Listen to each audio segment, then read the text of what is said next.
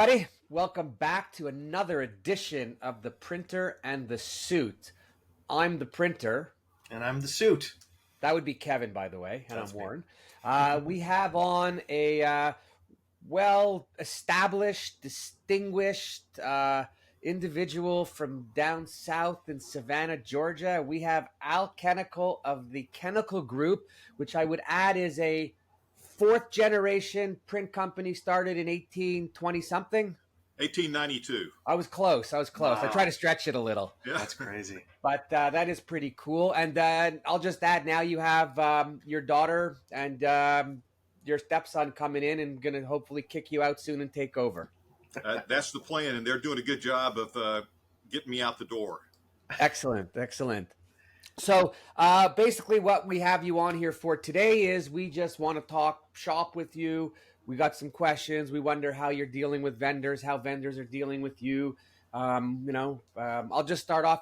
When you're going out to buy something, right? Do you find that the vendors are setting you up front with a whole bunch of stuff, information, and whatnot? And then when you go in, things change? I've been doing this for a long time. This is my 46th year in this company. And I think it would be kind of hard for a vendor to really pull something over on me. There's certain things I'm looking for. Like if I'm looking for new technology, I'm going to ask a lot of questions, but I always insist that they give me the names and phone numbers of several other printers who have bought this equipment and are using it, because I want to hear real world experience. I don't think I would ever buy a piece of equipment based on, what the sales guy was telling me. But, if I end up with a few printers that have it and they like it, and then I can get into specific questions. I mean, the bottom line is we buy things because we want to make money with those. And, talking to other printers is always very helpful. I will say that if vendors know some best practices that people are doing with their equipment, I would like for them to share that with me. I'm not so sure they necessarily do that all the time, but that would always be helpful. Sure. So Al, can I ask? I agree. That's a great feedback. Let me ask you a quick question. Before you actually look at the actual equipment and start talking to the vendors, how do you determine that you want to go and investigate a potential market or machine to buy? Is it because your customers are telling you, hey, can you do this? Is it because you're hearing somebody is doing something special with it? Is it from reading the news magazines on the industry? Is it from walking trade shows? Like, where do you get that gut feeling, I guess that fourth generation gut feeling to say, hey, maybe there's something there? Rarely ever does a customer drive this, because they don't really understand technology. They just want to see something that looks good, that's printed nicely, and it doesn't cost too much. I would say that normally I'm reading things like whattheythink.com, or I'm looking at publications that come out. I'm really trying to stay on top of things. I also will say this too, like there is a print business conditions webcast at 2:00 today that I'm doing. I pretty much sign up for everything that pops up, because you gotta, if you're sitting in your business and you're not really in touch with the outside world, you miss a lot. So I think that, and I'm trying to teach this to my kids too. You've really got to be on a quest for knowledge at all times, and that's pretty much the way this. I don't think a sales rep has ever walked in and told me about something I never heard of before, and then tried to sell it to me. It's usually, me finding things out. I'll give you an example. I've got into high-speed inkjet lately, which we're thrilled to be in. I started out, with one company, and I was asking them about the equipment, and I went, it looked great. I sent them samples to print. The samples came back and they were great. And so I said, this looks really good. I was very excited about the piece of equipment. I said, now I want to go see it in operation. So I went on a long drive, 6-hour drive, to where somebody had one of these things.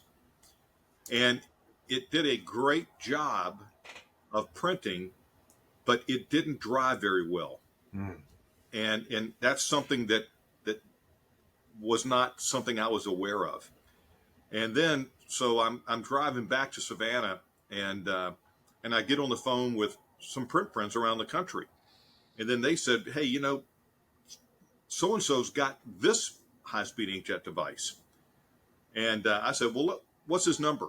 And then I called him up, and we talked for about half an hour when I'm on I-95 headed north, and and then I said, okay, that looks like something promising. So then I send samples to that company, and they send it back. It all looks good. Then I go see it in operation again, and liked what I saw. And net result is we bought that piece of equipment. What's interesting is that company has now sent maybe 4 or 5 people to me to look at my machine and ask me about it. Obviously, they know I'm pretty happy with it, or you wouldn't send somebody there. But Sure. But so you start out one direction, and you got to be prepared to don't fall in love with the idea that you got the right thing in mind. Do your homework, do it very well, because you can't afford to make mistakes when you're buying seven-figure pieces of equipment. And but I guess the best thing, the bottom line is, you got to talk to other printers and see it in action. Oh, I never go, and I like a lot of my reps from the OEMs, but I never listen to them, because at the end of the day, they're out to sell a machine. And like you said, you went somewhere and you saw something, you saw it didn't dry. That's where I learned most of the stuff. Yeah. And I would say to them, don't give me your best customers, because the best customers are the ones that are trained to say whatever they need because they've got good relations going. I want to know people that have had issues. I want to hear how they troubleshoot them. Because nothing is plug and play anymore, right? Only the old cable, right, when you plug it into your TV. Even now, I get a new TV and a new system, and I got to have a technician come and install the audio. Well, I'll say this. I've never been led astray by another printing company that had a piece of equipment. I mean, they've been always brutally honest with me. Like, for instance, we had an issue when we put our inkjet in, but it was nobody's fault. What happened is the day they came in to train us, the press operator and the pre-press guy that were key both got COVID. Oh. And then they said, well, we can come back in 6 weeks. And I said, I've got this $1 million plus piece of equipment on the floor. I'm not going to let it sit here for 6 weeks. So we had to train other people in hopes that they could train my guys when they came back. And we got off to a rough start. But you know what? Within 2 months, it was completely, all those problems were worked out. But, I tell everybody exactly what happens and how it happens. And now you have more operators. Yeah, I do. I do. Incidentally, you know what? It's a lot easier to train somebody to run an inkjet device than it is to run a 6-color 40-inch offset. Yeah, I'm sure. Although the new press got 5 people that can do it. Although I think the new offset presses might be a little easier too to run. It's more. Who's buying a new offset press? There's lots of people buying offset presses. Well, if you're in the packaging business, I don't think many commercial printers are buying offset presses. I mean, I'm sure there's some. There's plenty of them buying offset presses. So it seems, Al and Warren, that one of the things a lot of salespeople don't know necessarily is, yeah, I'll tell you my customer list. Here's my pre-vetted customers that you can call to make sure you get a good success story, and maybe they get some consumables on the back end or a thank you or something special. But I guess what's really going on too is there's like an informal network of printers that'll talk, and that's really where most of the information is shared regarding who's the real deal and who's not. Is that kind of accurate? Like, you have your own stable of people that you've met through events and stuff like that? Absolutely. I'll call somebody up and I'll say, you know anybody who's got one of these? Yeah. And they'll go, yeah, this guy over here has it. So it's when at one point Al and I were both part of the IPN global network, and when I was on the board, one of the initiatives that I had was to call every member and get a full list of every piece of equipment that they had. So you could share. And then we put it out to everybody to see everything, and we opened up to 50 companies to be able to call each other and really find out from around the world what's working, what's not. And if you have that type of network, right, Al, the vendors can't hide. Yeah. I'll say this. You've got to be Sharp. pretty unprepared as a printer to find yourself buying a piece of equipment without talking to impartial people other than who they want you to talk to and the people selling the equipment. If you find yourself doing that, you're probably not going to be in this business very long. I hate to say it, but for the veterans, and I hate to say the word veteran because it makes us old, but the veterans like us, we get it. There's a lot of people, right? Same people that walk into a stereo store to buy a TV or something, and there's all those TVs, and then they listen to the salesperson instead of looking what attracts them with their eye. Salespeople are usually trying to sell what they got to get rid of the most. I mean, I disagree with that. I actually fully disagree with that. I think you could. salespeople sell what they feel is probably the best potential for that client. The good salespeople, and I think maybe that's a question for Al. Okay, the good Is salespeople. right. You got The to good sales. correct yourself. Right. I mean, obviously, if I got like a ton of these small little machines in the back, that's not necessarily going to move the needle. And if I can go for like the whale or whatever and move the big machines, that's probably what the salespeople are trying to move. It's probably more commission, more incentive based for them. So they're probably trying to move that. But I had drinks with a printer last week in Indianapolis for the event, for a print embellishment event, and I asked him, I go, "What do you look for in a salesperson?" And I was asking him, from an OEM standpoint, what do you want? He's like, "Oh, I want a bulldog. I want somebody who's going to grab on and not let go." I was like, You want somebody to sell you? No, that's for my salespeople. I don't want somebody to sell like that to me. I want somebody who's going to be open and who's going to listen to my problem and understand what the situation is and be consultative. So I thought it was funny that in his own salespeople, he wanted bulldogs, but he didn't want to be sold to like a bulldog himself. Which I thought was really eye-opening in how people perceive. But that I doesn't think, make sense. yeah, it does. So bulldogs, maybe you got to define bulldog, because when I hear bulldog, I think bull in a china shop, and that's not the way to sell. Just aggressive, I think he meant. Well, like if he's hiring a salesperson, he was saying he wanted an aggressive salesperson. But then I asked him, no, that's not what I was asking. I was asking if somebody's selling you a piece of equipment, how do you want the salesperson to act with you? He's like, oh, yeah, no, I don't want a bulldog. Well, so I could tell you from my experience, sorry to cut you off, but there are the few good salespeople out there that act the way you're talking. You happen to be one of them because you came from a business that you had a vested interest in. But most of the salespeople selling equipment on the road that move around from company to company and aren't anything, those guys don't do it like that. Those guys are there to sell the box, whatever it might be, to get the commission. Well, what do you think, Al? And it's unfortunate. What makes a good salesperson? When you're buying a machine, what is like the best experience you've had? Well, here's what I would say is when we're trying to sell, and when there's two types of deals you do. There's selling a print job, and then there's the relationship. And the relationship is what we're after. And what we typically do, you call it by a lot of different names. We refer to it as solution-based selling. But we go in and we ask a lot of important questions. We think we're trying to determine, what the needs are and where we best fit in. And, if somebody comes to me and, if they're asking me good questions to see if this machine really is a fit, then, I have more confidence in them. If I feel like they're just trying to sell me, I'll tell you this, I probably would be much more cautious with a sales rep that might be in his 20s than one in his 40s. Mm-hmm. The guy in his 20s probably just thinking, I got to meet my numbers. Mm-hmm.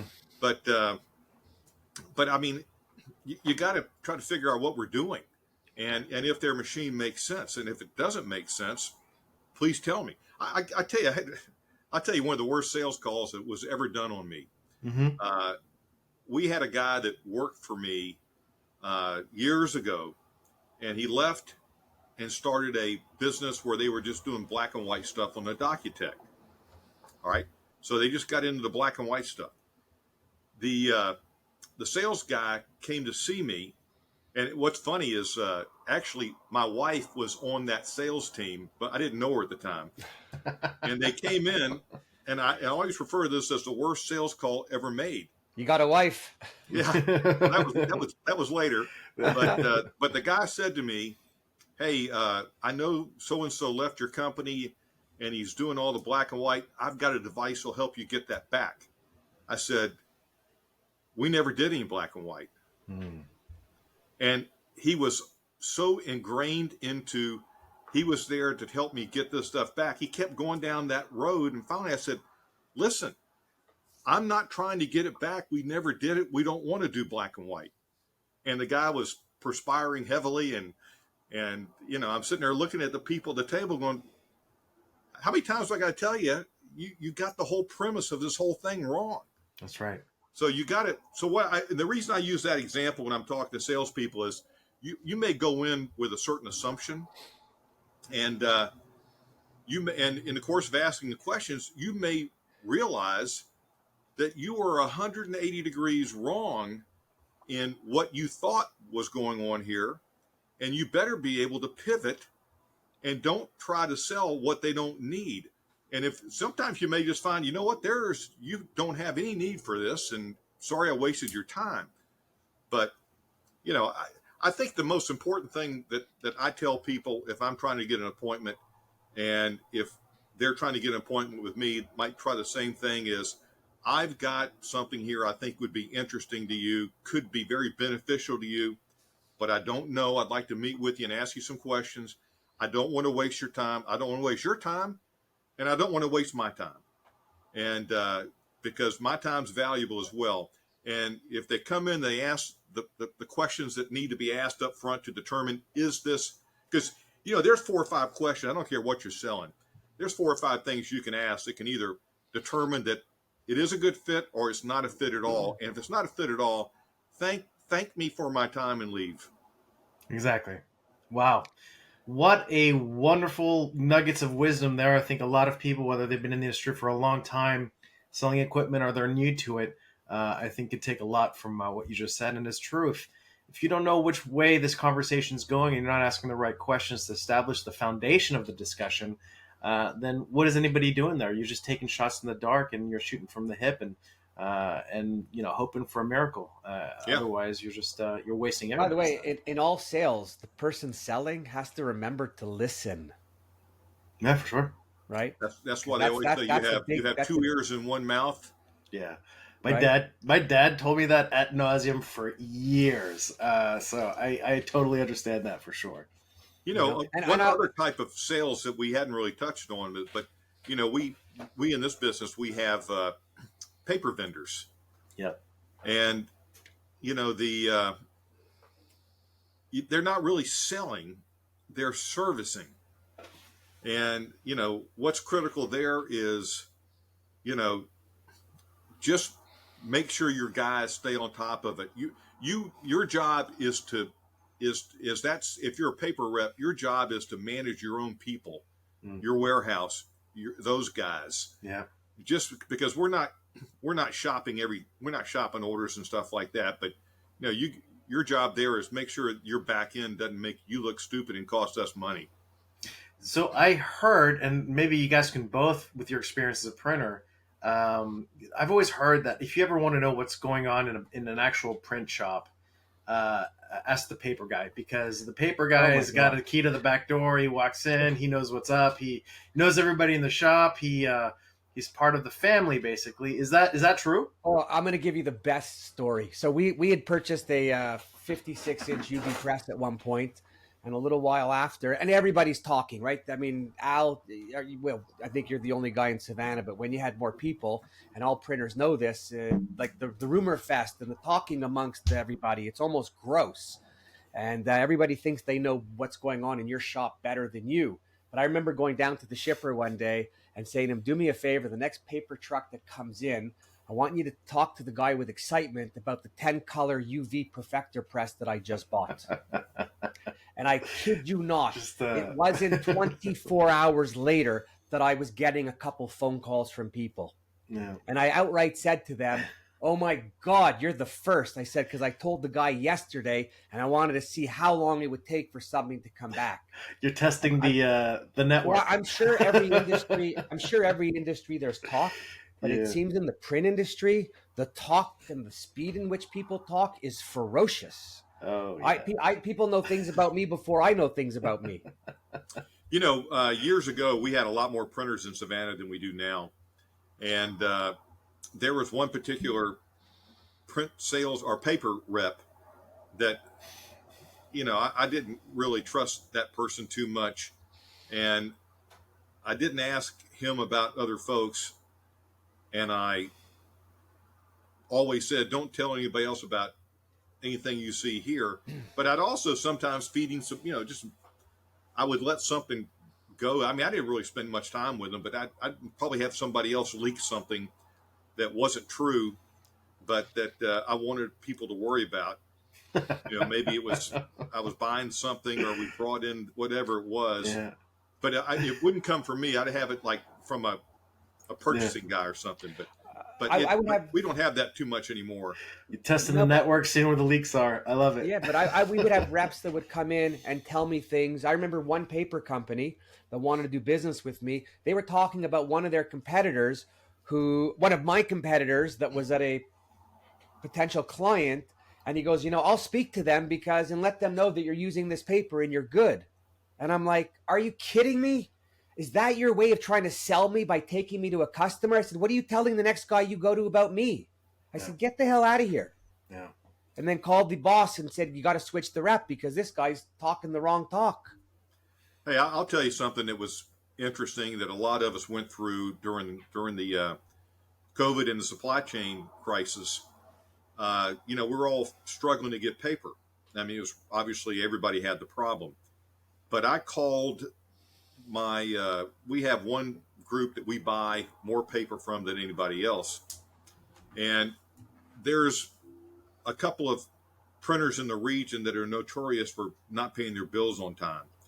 And we pay ours on the same day of the month every month. And I've been doing it for 46 years. And I said, you know what? I hope I don't find out that you're selling paper to those guys that are paying you in 60 plus days. Hope you're not selling them paper that I need because I paid you on time. And the answers I got were, I hear you, but no one ever said, no, we're not selling them any paper. So I realized that was getting a little bit of double speak there, but I didn't get the confirmation I was looking for, which was we won't do that. So I don't know. I think that even the guys that were paying slow pay were getting just as much paper as I was getting. And I even said, hey, what do I got to do? What if I pay every time I place an order? Mm-hmm. Can I get more paper? A lot of paranoid people. It was crazy back those days. Well, that's cash before delivery. That's Let me ask you a question. I'm going to ask you an impossible question, Al, okay. Because by nature this question is impossible to answer. But I just want to get your feeling on it. If you had to pick between a stellar piece of equipment or stellar service, which one do you pick? Wow, that's a great question. The piece of equipment has got to be reliable, or I don't want it. There's been some great stuff out there, but it's notorious for having, the uptime is not that good, and they may come in and service it okay, but I tell you what I would say to that. Here's the way I can answer it. In my wide format department, I have 5 HP printers. And I decided, they're all latex, flatbeds, dual roll-to-rolls, single roll-to-rolls, hybrids. But I felt like this. I like the equipment, but if I've got 5 pieces of machinery, they're probably going to really work hard to take care of me and service it. So, I made a commitment to them by, spending, millions of dollars with them. And I feel like they've done a good job of helping me and servicing me. So, I think if I had bought one other piece of wide format equipment that wasn't HP and I was having trouble with it, I'm probably not going to get the service that I was getting from HP. So I think that you want to put yourself in a position to where they need you. The people, they need you and they want to keep you happy. And I'll say this too.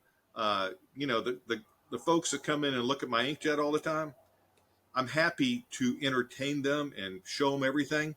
But the vendor who sold me the equipment also understands that they're going to be sending a lot of people to me to ask about the equipment and the service, and they want to make sure I'm happy with the service. So, it's a win-win. Yeah. And I think so I guess what I'm saying here is this: try to make it, whatever you buy, try to become of value to the people that sold it to you, to where you're more than just one of 100 guys that has this. And if you can do that, you're in a better position to be serviced better.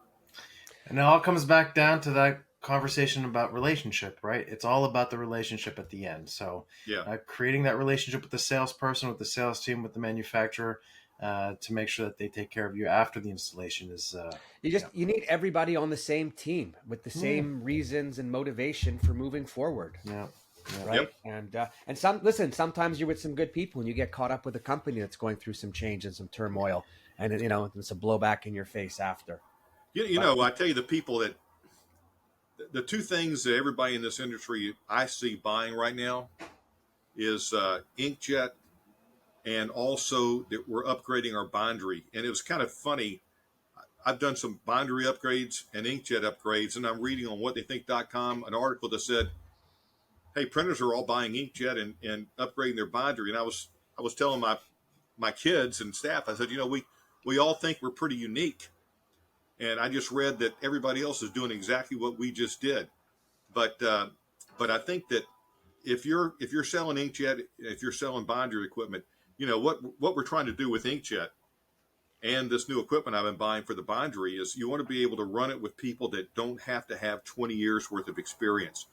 It's hard to find and keep good people. So you're probably going to be, we've got a lot of people that have been with us for over 30 years.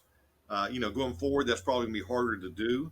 And so, if I'm selling bindery equipment, I'm talking about anybody can run this. That's right. And that's, I'm not buying anything anymore that's really, really complicated. So, but the truth is today, if you're buying equipment, most of the equipment today is more user-friendly anyways. It's more push button. It's more preset, right? Absolutely. Predetermined. You go in, even from presses to folding machines. Yeah. But think about what Al just said. A key selling point is tell me that anybody could run it. Show me that anybody could run it. And now suddenly I know how to recruit for this piece of equipment. That's not only nugget of wisdom. Not only recruit, more importantly, you get to cross-train within your own factory. Sure, of course. So I tell you what, Warren, that's a big deal, because I will tell you that what we do now, if you want to be considered really valuable in my company, is you have to be proficient, not just okay, but proficient at running equipment in your department, but also one other department. I've got press guys that can run large format binder equipment. I've got people that can run inkjets and mailing. Everybody has to be able to do more than one thing, and because it's just the jobs are getting a little bit smaller, but there's more of them, and sometimes we just move the people around to where we need them the most, and but that's really critical. There's also so many walls you can paint with people not much work to do, right? Yeah. All right. To keep everybody busy. Well, I don't know if you guys realize, but we're almost at the 30-minute mark. This is the fastest 30 minutes I've ever seen in a conversation. Al, on behalf of Warren, by the way, myself. sorry, that means we're cutting you off now. No, just winding it down. People have got stuff to do. Okay, I'm a printer. We're cutting you off. He's an OEM. We're winding down. There, now you guys get us. Al, listen, if somebody wants to reach out to you or somebody wants to send you some work, what's the best way? Do you have a website that you want people to go to? Yeah, the website is pretty simple. It's www.kennickell.com. You can probably Google it, figure out how to spell my name. I'll put the link in the video right here. I'll put the link right here. And my email address is pretty simple too. It's alk@kennickell.com. Very good. Well, And Al, I'm all over LinkedIn too. so let's connect. Everybody connect with Al. Say hi. Exchange your printer stories, and maybe you guys can learn a thing or two from each other. Al, you have been a spectacular guest. The nuggets of wisdom that I got from our conversation today have been very valuable. I don't know, Warren. Do you want to add anything before we Yeah, wind no, down? I think he, we got a great person here who's had enough experience that's, seen it Uh, and calls out the best of the best. Actually, that's one thing with Al. He doesn't want to talk about the bad. He only wants to talk about the good, which is the way to go. But we Hey, do appreciate. I enjoyed being with you guys. well, it's very mutual, my friend. Thank you, Very, thank you, very thank mutual. you. All righty. Thank you, So, everybody. Okay, thanks. yeah, so on the wind up, if you're out there and you made it this far to the end and you've listened to us, if you've got something to say, if you know someone who has something to say, if you're a printer, if you're a vendor, if you're a technician, a supplier, if you're anything in our industry and you want to say something about anything that we could help to, educate people and let them learn from our experiences, please reach out to me. If you're a printer, if you're an OEM, reach out to Kevin. It'd be a little easier to talk to both of us. If one's busy, call the other. But always, we have a great time. Al, thank you. Kevin, I love doing this stuff with you. Yeah, It's great. this is fun. This is fun. All right, All right, everybody. guys. See you soon. Thank you. Ciao. Ciao. Ciao.